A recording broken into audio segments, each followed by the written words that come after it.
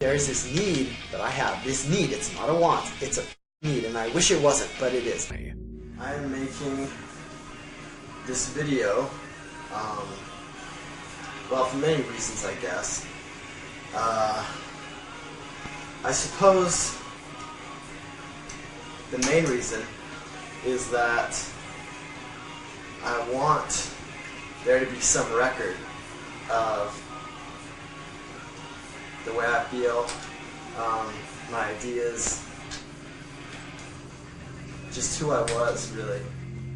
Ricky's story began 30 years earlier on January 25, 1975, when he was born as the first child of Karen Alva Zerby.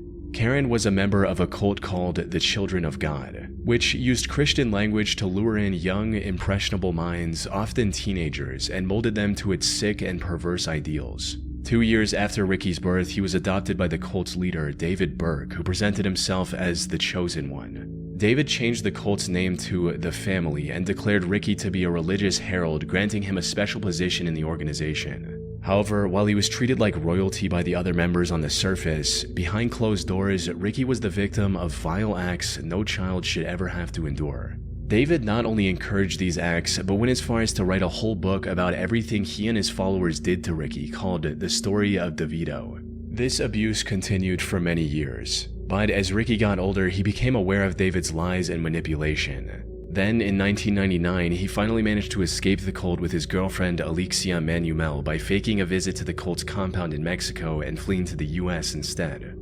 Reintegration into society after 24 years in an isolated cult was anything but simple, but Ricky somehow managed to pull through and secure a job as an electrician. He also married Alexia and later moved to Tucson, Arizona due to his work.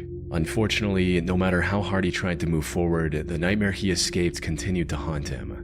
David had passed away in 1994, and the cult was now under the supervision of Karen Zerby, Ricky's mother. And while the cult had managed to escape legal repercussions by mainly operating overseas, Ricky knew that there were still countless children suffering the same fate as him. So, in January of 2005, he decided enough was enough and took matters into his own hands. Which brings us back to the video he recorded and then mailed to a handful of close friends and his wife.